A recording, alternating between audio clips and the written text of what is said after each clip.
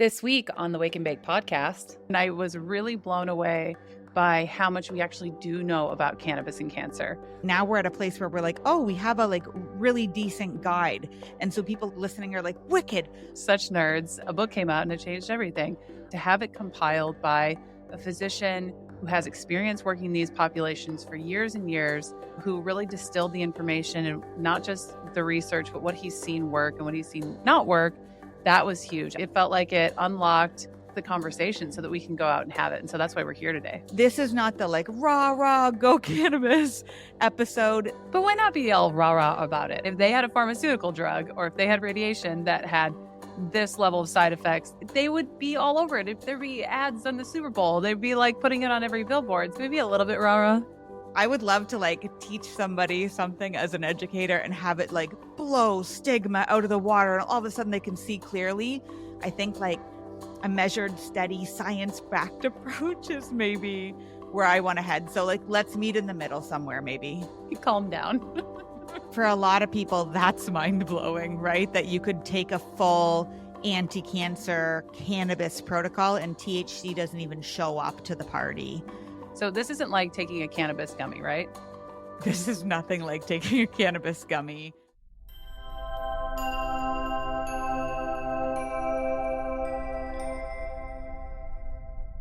Welcome to the Wake and Bake podcast. In today's episode, we're discussing cannabis and cancer. The American Cancer Society says that the lifetime odds of getting cancer in some form are 1 in 2 for men or 1 in 3 for women. And while people over 50 are typically in the highest risk category, a recent study flooded the internet when researchers announced that cancer diagnoses for people between 14 and 50 years old had increased by 71% over the past 20 years. And they also predict another 30% increase by 2030. So if you're listening to this because you or someone you know was recently diagnosed with cancer, know that you're not alone. Many people have claimed that protocols using cannabis like the Rick Simpson oil cured their cancer, and many people have used cannabis alongside radiation, chemotherapy, and other treatments to help with side effects. And when it comes to oncologists, roughly 80% talk with their patients about cannabis. So 80% are either having the conversation voluntarily or their patients are coming to them asking about cannabis. And fewer than 30% feel that they have sufficient knowledge to advise them about medicinal use. So fewer than 30% of oncologists feel confident in talking about cannabis. And since many people equate using cannabis as smoking a joint or eating maybe lower doses of edibles, they're not able to use cannabis to its full potential when it comes to cancer. Andrea, we've been learning and teaching about cannabis for a combined 18 years now. We've had a grown child of experience in talking about cannabis between us, and we've never tackled using cannabis for cancer yet. Why is that? A multitude of reasons. First of all, we're not doctors or healthcare professionals, and we never wanted to say the wrong thing or give the wrong information, something that could cause harm, because there just wasn't a lot of information in the way that you and I like to research things, right? And besides that, just like there's not just one type of cancer, there's many different types of cancer. There's many different types of cannabis and different cannabinoids. So it was really kind of hard to parse what might work for what type of cancer. And the research has been conflicting in many ways up until now. Sometimes it looks like cannabis is going to be a great thing, but on rare occasions, we know that adding cannabis, maybe especially THC, can actually make some cancers worse. But here we are. We are making a podcast that we hope is going to be a resource for our listeners and anybody diagnosed with cancer. So, Corinne, tell everybody why we're here. What's changed for us? Well, I think one thing that's changed is that if you listen to one of our recent episodes with JJ about her journey with cannabis and cancer, I think watching her experience unfold, she joined CCI shortly after her diagnosis of stage 4 lung cancer, and she was using cannabis and she was having these really incredible results with it. And it eventually came through with no evidence of disease. And then the cancer came back, and then she is back to no tumors again. And so seeing that process with her and really realizing that there are so many people out there who could be benefited by this information, that was a huge part for me, at least. Having that personal story. Yeah, having that personal story, seeing her go through it, and then thinking about all the people who have that experience and don't go through that kind of process and only rely on things like chemotherapy and radiation because, we're too scared to talk about it and people are too scared to talk about it in general. So I think there's that piece, having that personal story, watching that happen, and then realizing how many more people could be benefited by the plant.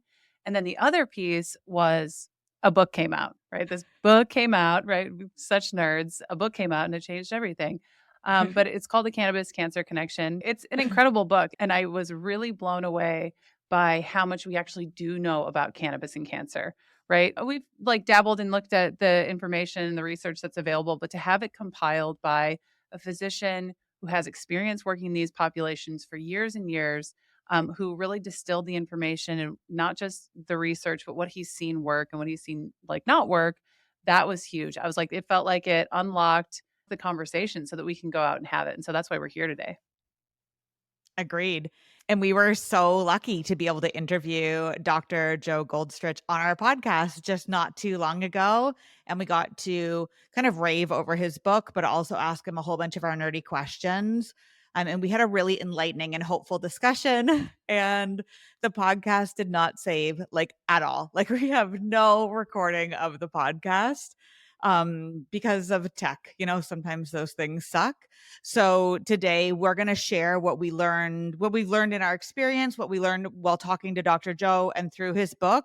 And our goal is that by the end of this podcast, you can take what we've shared with you here and share it with somebody who might be going through a cancer diagnosis so that you have like the next step of what to do for you and your loved ones. And if you do happen to be one of the 80% of oncologists who talk to your patients about cannabis, right, who are already having this conversation with them, we hope that this podcast can point you to some resources so that you can learn more, so you can support your patients and really have conversations that go above and beyond saying, oh, yeah, maybe cannabis can help. Go to your dispensary. So, Andrea, let's start out by discussing how cannabis can be helpful for those who have recently received a cancer diagnosis. So, if I were to come to you tomorrow and tell you I was diagnosed with cancer, what would you share with me first? The first thing I would share with you is like a big hug, like honestly, so scary. And then I would start with the hope because the conversation around using cannabis and cancer is actually extremely hopeful. Um, let's dive in and start with those who are hoping to have like symptom reduction from maybe chemo treatments or symptom reduction from the cancer itself. And we talked to Dr. Joe about this. We asked him like, how do you deal with it when you're looking for symptom reduction? And how do you look for it how do you think about it when you're looking at eradicating cancer? And he was like, I never look at it for symptom reduction. Like I'm always trying to eradicate the cancer. But for some people, a kind of like soft start into cannabis might just be looking at symptom reduction. And we have a lot of research that shows that cannabis can be helpful when somebody's going through chemo, for example. It helps with nausea. It helps improve appetite significantly. It can help with mood just by relieving stress. It can also help with anxiety and depression and just relaxation in general. So, all of that can lead to just a better quality of life as you're going through cancer treatments, even if you're not trying to get rid of it. But we have proof now that different cannabinoids have actually cancer killing properties depending on the type of cancer itself. And so many people have been able to successfully eradicate the disease. Like we said with JJ, if you listen to our podcast just back in December, she still had some tumors hanging out up there. And within like a super short amount of time, I think by January, gone. So she goes from 11 to 0. And in her case, in that situation, I believe she was only using cannabis, whereas before she was using some other treatment as well. So many people have eradicated their cancer completely and gotten to the coveted state of showing up with no evidence of disease by using just cannabinoid therapy alone. So it is possible to go just beyond symptom reduction. Plus, it's incredibly easy to dose and you don't have to feel uncomfortable. Actually, we're going to talk about this in a little bit, that's kind of Dr. Joe's stopping point for THC is when you begin to feel uncomfortable. And it is safe. It is non-toxic. There's no possible way to die from taking too much cannabis. It's got an incredibly excellent safety profile. However, this is not the like rah, go cannabis episode. It's not a miracle cure. It's not going to work for everything and everyone all the time. but it can be a significant part of your healing. But why not be all rah-rah about it? I mean, Andrea, come on, like, you just listed a whole bunch of things for symptom reduction and just touched on briefly the point that this can kill cancer, and it has been known to bring people to no evidence of disease. We're hearing more and more stories about it all the time. And if they had a pharmaceutical drug or if they had radiation that had this level of side effects, they would be all over it. There'd be ads on the Super Bowl. They'd be, like, putting it on every billboard. So, like, there's a part of me that's like, I understand what you're saying, and we need to temper expectations and all of those things, but also, like, fuck, yes, cannabis. Like, I'm really excited to have this conversation today and kind of beat the brakes off a little bit about what we know now, because we have been so quiet about it for so long, and I just don't really feel like there's enough of that. It's always like, "Well, be careful and talk to your doctor." And when JJ was talking about the conversation she was having with her doctor, even going through that process, it was, like, really not supportive. And so I do wanna be a little rah-rah. Can we be a little bit rah-rah? It's a little bit We can hopeful and excited? Yes, let's be hopeful and excited. But I think that part of the problem here is that because in general, the general population is just coming around to the idea that cannabis might be helpful, it might be a medicine. I think if we show up all rah rah, I think it turns people off. I think they're not Mm, able to see through this like lens of prohibition that we've been living with for 100 years. Like, I would love to, like, teach somebody something as an educator and have it, like, blow stigma out of the water, and all of a sudden they can see clearly.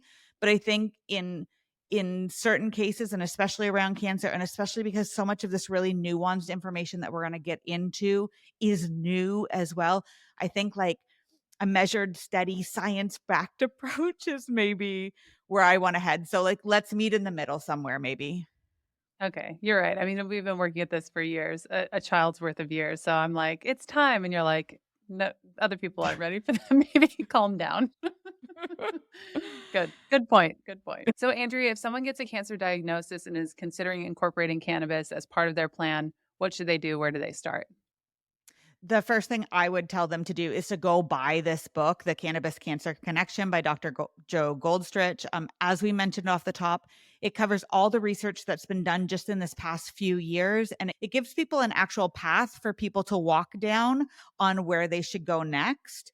And although it's written by a doctor, it's not so nerdy that somebody who is coming into this world brand new wouldn't be able to get a lot of information and be able to feel confident about their next steps after reading it.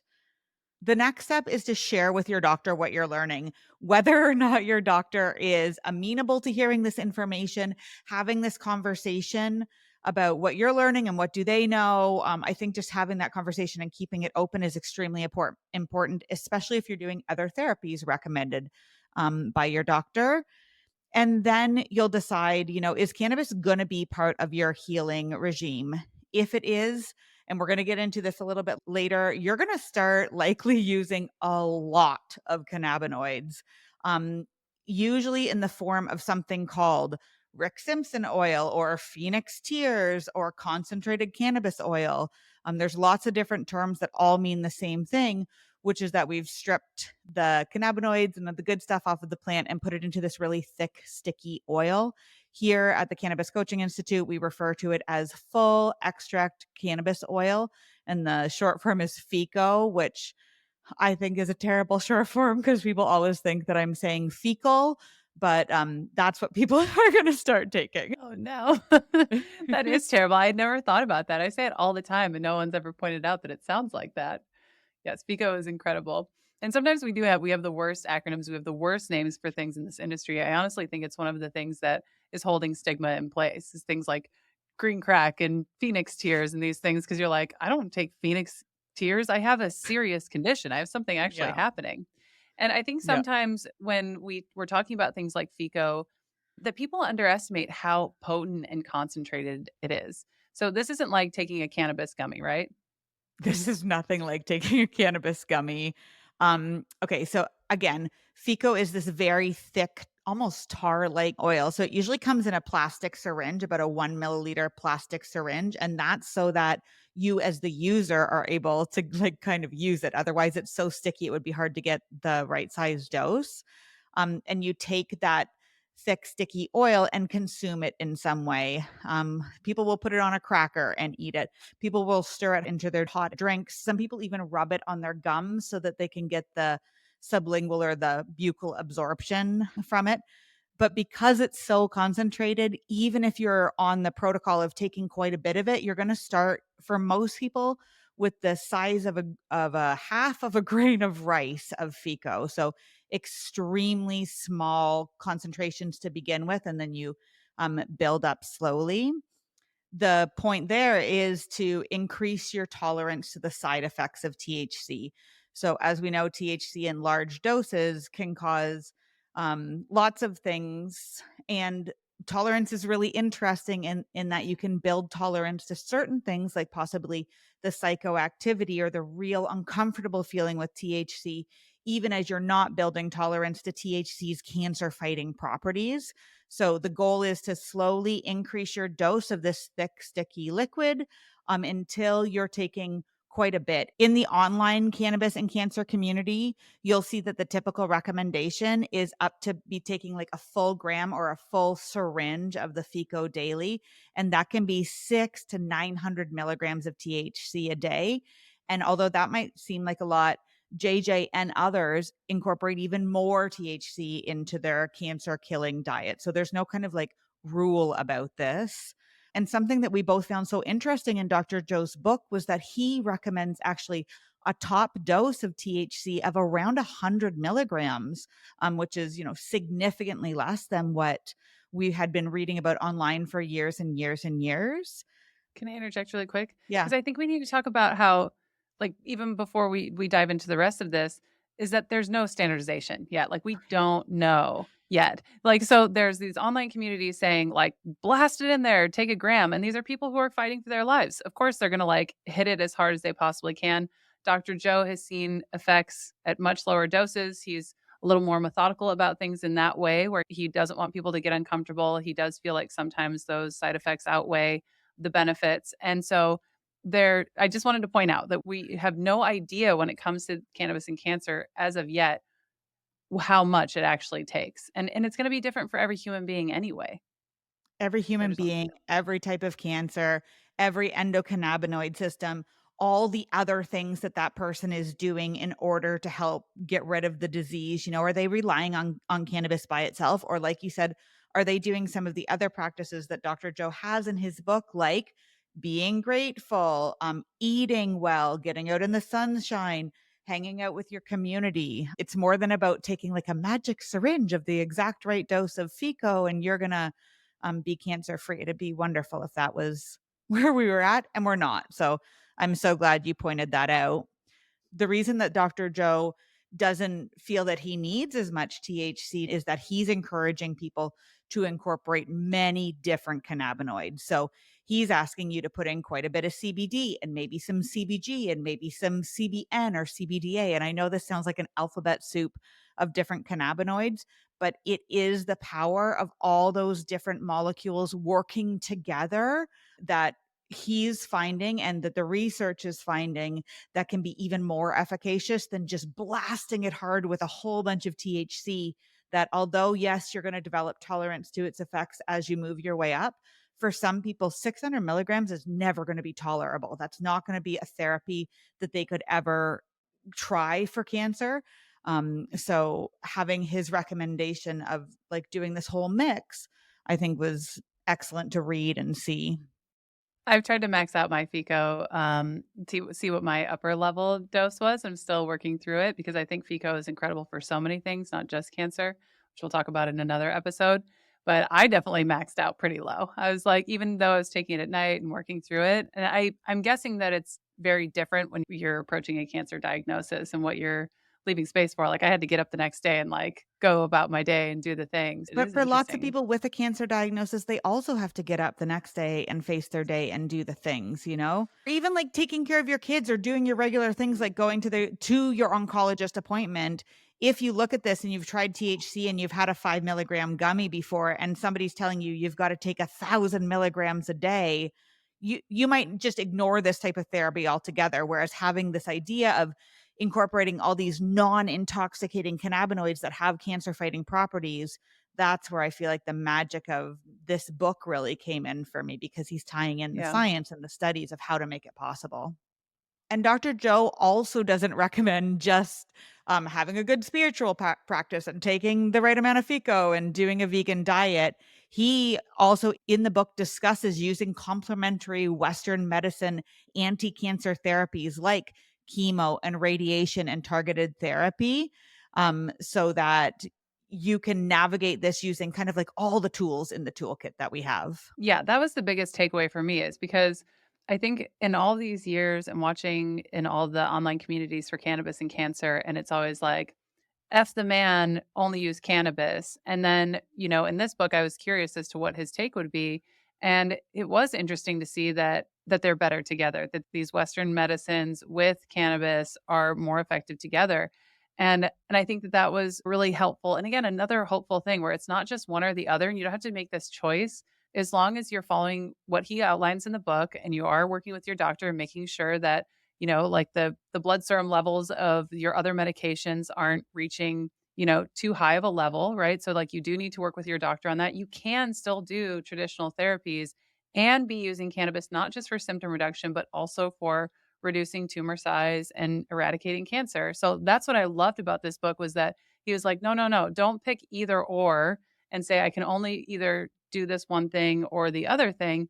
This is better together." That was mind-blowing to me. And like you said before, it was like it's not either or, are you gonna do THC or CBD, right? Really, like, from his book, it was like, let's invite a bunch of stuff to the party. Like, like, let's get everybody in here and, like, really make it more symbiotic, and I that's what I loved about the book. It was so holistically minded while keeping the idea that people are using Western medicine, and that's what they are comfortable with, and there is an efficacy of a lot of those therapies, and they're more effective with cannabis, and that's what I loved about it. That was my one of my big takeaways too, was all the information he provided about different individual cannabinoids, like CBG, for example. He said he would incorporate that into almost any cancer protocol, whereas other cannabinoids, even THC, which we're going to talk about in a second, not so much here. And the other thing that got me in this book was people are always talking about the terpenes, right? We love talking about terpenes too, and we know that terps have many possible properties in this area. And he referenced a study in there that showed that even with the terpenes like stripped out of the plant compound that was given to a group of people, it really is the cannabinoids that are doing the heavy lifting here. So even right down to diving into the plant and what is going to work and what might not work, he's got it all covered in here.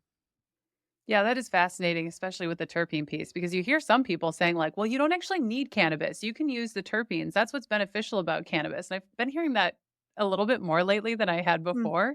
Like, you can just use lavender. Don't, like, or as opposed to trying to get your linalool from, from cannabis. And, and I do think that is a really interesting component. However, and this is like, again, just kind of circling back around to that. We know they're all better together. You don't want those isolated compounds. And that's what pharma is doing and is working towards is these isolated compounds. And that's not what is most effective that we've seen so far from both the research and from Dr. Joe's book. So, isolated compounds like CBD that are widely available, I would avoid that too. Just like that's why we love, and this is why Dr. Joe loves these concentrates that have a variety of the plant compounds in them. It's more effective. Before we get any further into the weeds here, if you are also so frustrated about the lack of education or access to these wonderful compounds that can be beneficial for things like cancer, anxiety, sleep, and the list goes on, please check out our Certified Cannabis Educator program at cannabiscoachinginstitute.com. The Certified Cannabis Educator program is now internationally accredited by the International Practitioners of Holistic Medicine, and it is a 6-month program, but you can get it done in as little as 3 months. You will have that extra support so that you can be in community as you start getting out into the world and telling people how incredible this plant can be. We'll show you how to write books and blogs, how to create podcasts and videos for YouTube, how to host workshops and retreats, and more. So if you know that you're feeling the call to work with this plant and make sure that people know how incredible it is, go to cannabiscoachinginstitute.com and we will see you there. All right, now let's get back into the weeds. The other thing that he talked about being much more effective, and we've been referencing this a lot lately, is that cannabinoid therapy is much more effective when it is consumed rather than inhaled. When we got off the interview with him, you were loving how he talked about keeping the cancer cells bathed in cannabinoids. So making sure that you're taking, enough doses throughout the day to make sure that there isn't a point in time where those cancer cells don't have access to like cancer fighting properties from cannabinoids. And that's all about, again, eating your cannabis and not inhaling it. Or topically. That's I've been thinking about that topically as well because he briefly touched on that for certain types of skin cancers, not all. That like that it having contact all the time as opposed to like I'll just put a little bit on here every once in a while.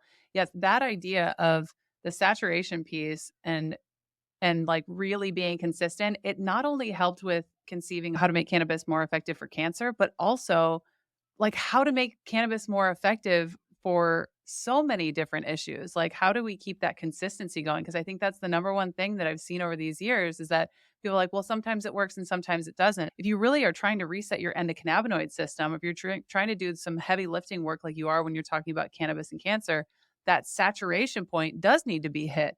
And what I loved about his book and in talking with him is that like there's a level. We know that there's a level of like point. Remember what was it? Do you remember what it was? I don't remember the Off the top. numbers, but like, yeah, a Read the book, number. everybody, read the book. There's a number and you're like, "Oh, well, that's the blood level that you need to maintain in order for your receptors to be constantly bathed in this." Now, we could talk about the difference between, like, why that doesn't work with smoking because, like, it goes up and then it goes down. The blood serum level will not be consistent. So, that's why when people talk about cannabis and cancer and automatically think what they do when you talk about cannabis as medicine in general, which is like flower or vape pen, because that's the top two categories, or like you said, like moderate dose edibles, a 10 milligram edible. That's why those things aren't helpful in this conversation. It's a different conversation. It's a totally different conversation. Yeah, and so we did get a little nerdy already in this podcast. Andrea and I can't help it. But one thing that we both loved about the way that the book is laid out is that it can be used as a resource guide. So not only does Dr. Joe talk about the different cannabinoids and different cancer killing formulations, he goes into the research on individual types of cancer and he gives his best recommendations for eradicating those and like whether or not certain types of cancer are have he's found benefit for them or not. It's so helpful to have just around your house because if something happens and you hear of somebody who's got something going on, you can look and say, "Is cannabis good for this?" As opposed to just going out and saying like, "Hey, you have cancer, try cannabis." I think that's what one of the things that I love the most. Can you walk us through a couple of the different cancers and what Dr. Joe says about them so we can get a feel for this? Yeah, let's start with pancreatic cancer. That's one of the most challenging types of cancer to treat. It has not great survival rates. And Dr. Joe shares in the book that he has seen patients do far better when they're adding cannabis into their other anti cancer treatments, like surgery or radiation or chemo, that they've extended their lives and even achieved cancer free status using cannabinoids. And in the book, he talks about for each type of cancer, like what cannabinoids work. So for pancreatic cancer, we know that both THC and CBD have been known to affect it. And that CBD in particular can kill pancreatic cancer cells. So make sure that your fecal preparation has quite a bit of CBD in it. He also states that although we don't have any hard evidence, he believes that THCA, which is just the regular flower, THC flower that we have from the plant that hasn't been heated up. So THCA and CBG should be added to this protocol in particular. He calls it the everything, including the kitchen sink protocol, and gives like some very specific recommendations. And I just want to share it with you so that you can understand how this book works. So for pancreatic cancer, he says that you should be aiming for your FICO to have about 300 milligrams of CBD daily, 100 milligrams of CBG, 100 milligrams of THC, or as tolerated. Like maybe not that much. Maybe you top out at 25 or 50, plus adding in acidic cannabinoids like THCA or CBDA. Yeah, that's why I refer to this book as a resource. And that's why this podcast doesn't need to be very long because it's like, go look at this book. If you have a cancer diagnosis, if you know someone who has, and you want to be able to speak eloquently on this topic and to have a reference, it's extremely precise. And it's a far cry from like, okay, make your own THC rich FICO and then just take as much of it as you can physically handle protocol that we're used to. Like we're getting nuance. This is a really exciting time in cannabis because while we might not have all of the evidence, we do have physicians that are doing this work and who are tailoring this and starting to really learn from it and share it with the world. So you also looked at what he recommends for skin cancer, right? Because that is also very big deal. Skin cancer, especially because for me, I'm always thinking about how to incorporate people into the cannabis world. And topical cannabis, we all know, is like a great kind of like gateway drug into cannabis because seem to be okay with it.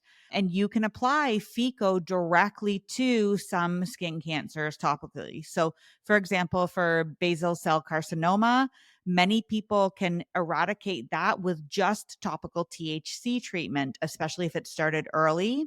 For melanomas, he suggests using FICO made from THC, CBD, and CBG, both topically, but also internally. And that's what I love about this book is it's so detailed and it goes into each individual thing and shows what we know.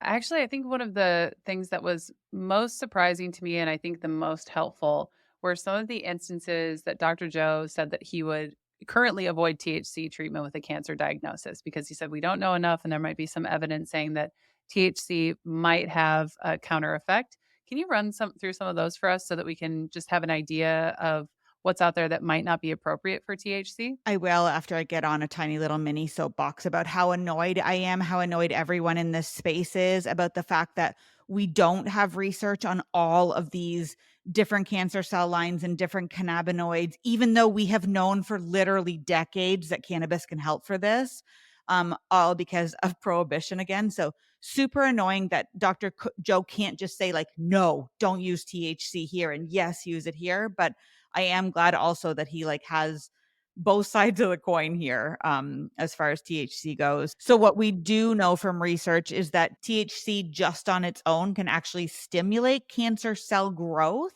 in certain types of cancer. He goes through some of them. So like hepatocellular carcinoma, renal cell cancer, HPV related carcinomas of the head and neck, anal, uterine, and cervix cancers. Like in all of those, he says like no THC added into your protocol. Can we talk about why though? In some cases, the problem is that instead of telling that cancer cell to like shut off or die, it's telling it to grow. So, yeah, I know this is where it Well, I gets so know. complicated. And this is why following the research on cannabis and cancer is very complicated because you'll read THC will kill cancer. And then you'll read if you take THC, your cancer will get worse. And both of those statements are true, but you have to be more specific about what cancer do you have? What are you taking exactly? Yeah. And like you said earlier, it is absolute BS that we don't know which ones are and aren't good. But so if you have one of these that you would avoid THC, you're not saying avoid FICO. You're Right, not saying avoid exactly. these other cannabinoids. You're just saying avoid THC in these higher doses. And for a lot of people, that's mind blowing, right? That you could take a full anti cancer cannabis protocol and THC doesn't even show up to the party. Adding in doses of CBD and CBG and the acidic cannabinoids, all of which we're just starting to see some exciting research on, is how he would tackle these types of cancers. The other thing that you touched on earlier was making sure that you're getting your blood levels checked as you're going through both your oncologist therapy and your cancer therapy. And that's because the liver can be busy like metabolizing the cannabis that you've taken and maybe can't metabolize your anti-cancer drugs as well, which can cause some problems for you. It can like have some really awful side effects. So that's one reason, of course, you're going to tell your oncologist that you're using cannabis as well. But he has ways to mitigate that in the book. For example, he asks you to take a tolerance break for 48 hours before and after you do chemo treatment. And that's to allow your system to be totally clear of it so that it can process and use the chemo drugs that it's taking and then start back up with cannabis later on. So again, this book is so rich with information. It's such an excellent resource. You really can pick and choose through the book of what really you need at the time in your life. So like again, just like go buy it. I actually feel a little bad at this point in the podcast because when we set out to talk about this, we set out to have a conversation that anyone could understand about cannabis and cancer. And unfortunately, that is very difficult to do.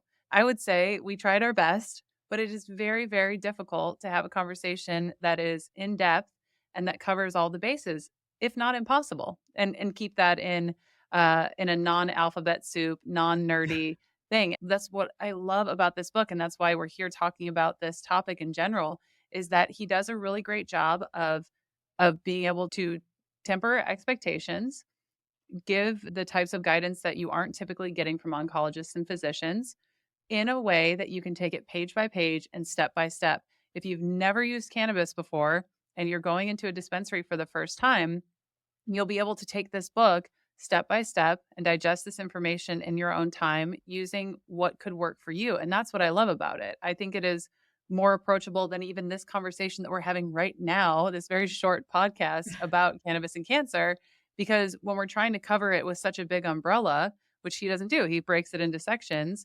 It's just really difficult to not get into the weeds about it. And we hope that as you're listening to this, you're not feeling overwhelmed by the amount of information that we're sharing with you and saying, well, does this apply? Does that apply? This is conflicting. And we hope that it doesn't shut you down in terms of whether or not this is a potential therapy for you or potential treatment for you. We hope that you go out and buy the book. And once you get the book, you'll be able to tell whether or not it is a good option for you.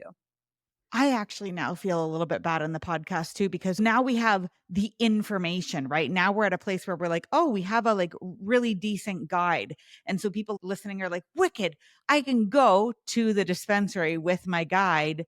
And then they're going to get there and they're going to ask for, could I have a FICO that has CBG and CBD and in it? And we're back at a place where we have the knowledge, but lots of people don't have the access for this. So we're not trying to leave you hanging there either, because it is relatively easy to make your own custom blend of FICO that meets all of your specifications if you're in a place in the world where you have access to all these different cannabinoids. So we do have that on the Wake and Bake blog. We'll link that down below. JJ's recipe, actually. So the Mhm. same recipe that JJ used for her lung cancer and for her brain tumors is on the Wake and Bake site. So we'll share that as well.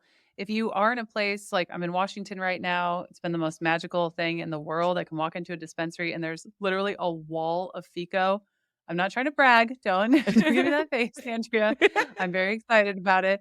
And you can get CBDV and CBG and like really it's the most incredible thing. And I want to see more of that in the world because I truly, after all these years of studying cannabis as medicine, feel like and what the research is showing about how beneficial all of these things are that working together, that FICO is the apex of cannabis medicine to me for really doing this work of reducing inflammation and killing cancer and all these other amazing things. And so I would say that to not give up hope in that and go to the dispensary anyway and ask for it. Like really showing the demand for these kinds of products in the cannabis market is important because if you only go and ask for, flower and vape pens, that's what they'll have to go You banging are on the literally dispensary living in window. like cannabis wonderland, it seems like over there. And we're supposed to be the country that has like free and easy access.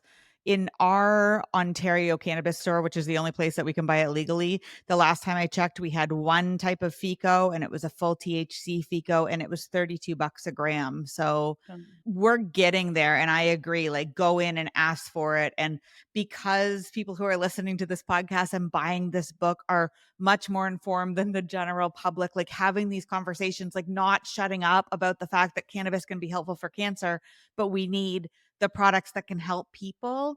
I think having that conversation is just incredibly important. Yeah, I do wanna give a shout out to Skagit Organics. Sometimes they get on sale for $14 a gram. It's really incredible. So thank you for doing that work in the world. People of Skagit Organics, if you are in Washington, please support them because I don't ever want FICO to go away. And if you're not in Washington with their lovely $14 grams, make sure that you check out the recipe from JJ on the Wake and Bake website linked below. And we'll put where you can contact her down below. So if a book is too much for you, you can reach out to JJ, who is working with people who are going through cancer diagnoses right now. And for everybody listening, we wish you luck and support on your journey with this. And we'd love to hear from you. So please comment below with your thoughts. Yeah, or email us at support@wakeandbake.co if you have any questions or if you have any thoughts about this episode. We love, love, love hearing from you. We'll see you soon.